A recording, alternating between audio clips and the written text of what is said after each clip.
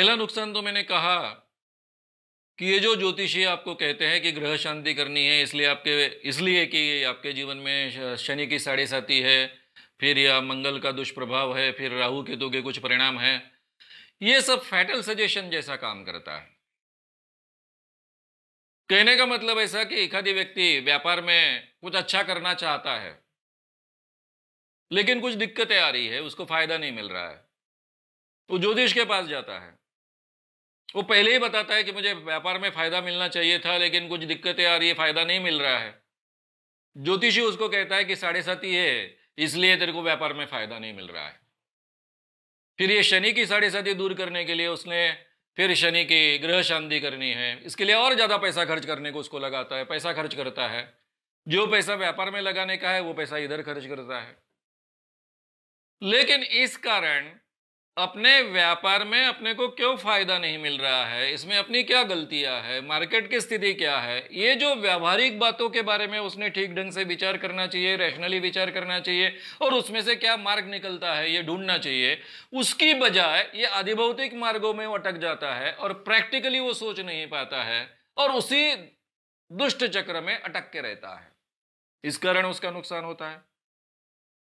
यानी कहने का मतलब ऐसा है कि ये जो सब अपना पेट पालने के लिए, ज्यादा पैसे कमाने के लिए लोगों के मन में जो डर पैदा करते हैं, उस कारण उनका व्यावहारिक भी नुकसान हो सकता है, जानमाल का भी नुकसान हो सकता है, उनके जीवन का भी नुकसान हो सकता है। पर ये लोग केवल व्यक्ति तक नहीं बोलते हैं ना, फैमिली की भी बात करते हैं। किसी पति पत्नी का आपस में नहीं जम रहा है, इसके पीछे का भी कारण कहे कि साढ़े साती शुरू है इसलिए ऐसा हो रहा है। अब पति पत्नी में अगर कुछ जम नहीं रहा है तो उसके पीछे के कारण अलग है। उन कारणों के बारे में सोचना चाहिए। उन कारणों के बारे में अगर आवश्यक है तो किसी अच्छे व्यक्ति का, इस क्षेत्र में काउंसलिंग करने की जिसकी क्षमता है, उसे काउंसलिंग लेना चाहिए। जो भी अपनी गलती है उसमें सुधार प्राप्त करना चाहिए। शायद हमारे स्वभाव के कारण, हमारे रिएक्शंस के कारण कुछ बातें बिगड़ती है, उसको सुधारने का प्रयास करना चाहिए। ये सब बातें छोड़कर ये आधिभौतिक फिर उसके उपायों में हम अटक जाते हैं, और जो मूल बातें हैं जिसके कारण हम दोनों का पट नहीं रहा है, पति पत्नी का जम नहीं रहा है, वो बात वैसे के वैसे कायम रहती है और वो तो बात बिगड़ती ही जाती है, संभलने का कोई अवसर ही नहीं मिलता उससे। तो कहने का मतलब ऐसा है कि ये सजेशन लेने के कारण हमने जो अपने जीवन में करना जरूरी है वो बात हम नहीं करते। हमारे व्यवसाय के बारे में, फैमिली जीवन के बारे में, खुद के जीवन के बारे में जो प्रैक्टिकली सोचकर, रैशनली सोचकर हमने निर्णय लेने चाहिए, वो निर्णय नहीं ले पाते क्योंकि ये भविष्य के कारण वो सब प्रभावित होते हैं। यानी एक डर का सजेशन के कारण जो डायरेक्ट परिणाम हम पर होता है वो होता ही है। दूसरा, भविष्य कहने के कारण जो भी हमारे जीवन के फेल्यूअर्स है उसके लिए दूसरी ही कोई चीज कहने के कारण, चाहे साढ़े साती हो, मंगल का कुछ हो, चाहे राहु केतु का कुछ हो, इस कारण जो हमारी गलतियां है वो गलतियां हम समझ नहीं लेते, उसमें सुधार नहीं करते, और इसलिए हम उस क्षेत्र में प्रगति नहीं प्राप्त कर सकते। तीसरा, हमारा चॉइस डिटरमाइन हो जाता है। जैसा कि ऐसा कहा गया कि ये साढ़े साती और इतने महीने चलने वाली है, फिर इतने साल चलने वाली है, तब तक आपको व्यवसाय में या फिर पति पत्नी के संबंधों में कोई सुधार नहीं मिलने वाला।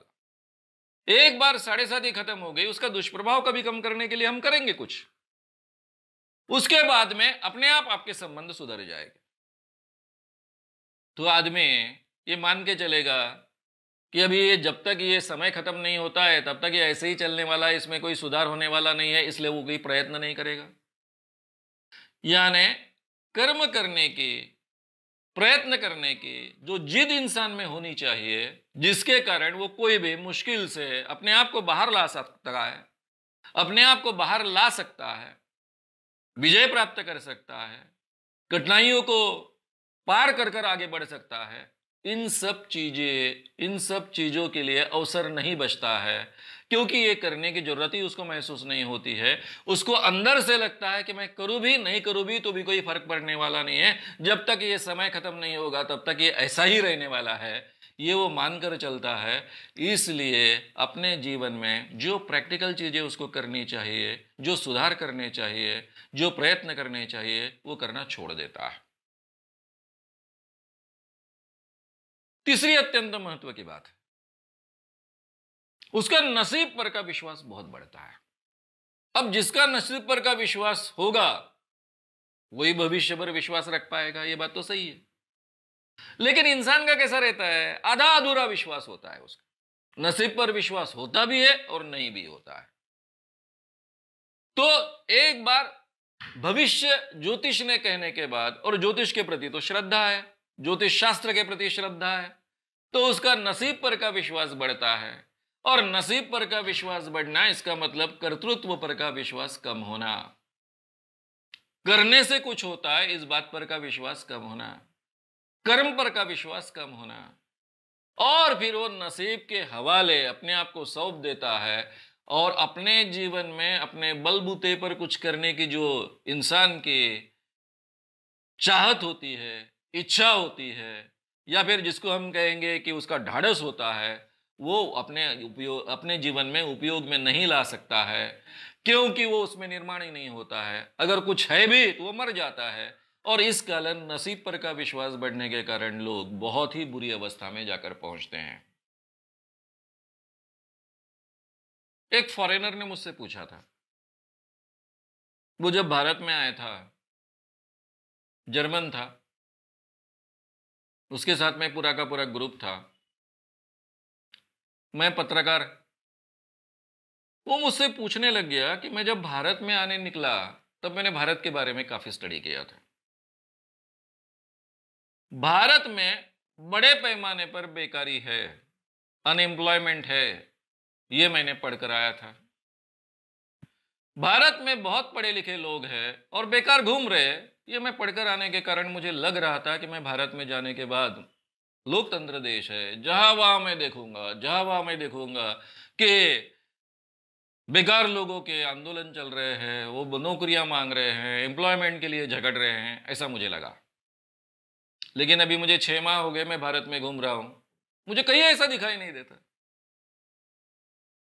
अंदर से मुझे बहुत गुस्सा आया था। लेकिन अभी अपना गुस्सा तो मैं उस पर निकाल नहीं पाता था, इसलिए मैंने अलग ढंग से उसको जवाब दिया। मैंने कहा, तुम जर्मन हो, हिटलर ने पूरे तुम्हारे देश को खत्म कर डाला, कुछ भी नहीं बचा था। इसके बावजूद आप लोगों ने, हमको तो 47 में स्वतंत्रता मिली, आप 45 में बर्बाद हो चुके थे।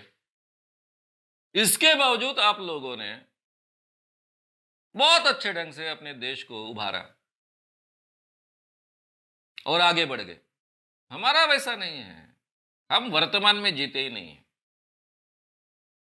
हम भारत में जीने वाले आम आदमी लोग गए जन्म का पाप पुण्य जो होता है उसका केवल हिसाब चुकता करते हैं। आज के वर्तमान में हम जीते ही नहीं हैं, क्योंकि हमारे हर युवक को लगता है कि मैं अनएम्प्लॉयड क्यों हूं, मैं बेकार क्यों हूं, क्योंकि गए जन्म में मैंने पाप किया था, इसके परिणाम मैं भुगत रहा हूं, मेरे नसीब में ही है। इसलिए हम गए जन्म के केवल पाप पुण्य उसका हिसाब चुकाते हैं।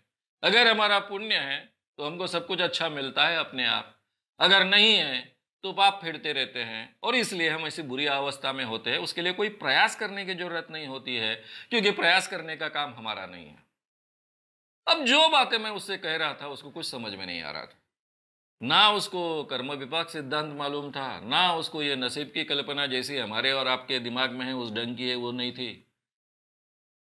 लेकिन मित्रों, ये हमारे देश की सच्चाई है, और इसीलिए स्वामी विवेकानंद जी ने कहा था कि जब तक इस देश का युवक नसीब पर विश्वास करेगा तब तक इस देश को कोई भविष्य नहीं है। अगर आपको ये वीडियो पसंद आया हो तो उसे ज़रूर लाइक करें, लोगों में ये अवेयरनेस फैलाने में हमारी मदद करें, वीडियो को ज़रूर शेयर भी करें।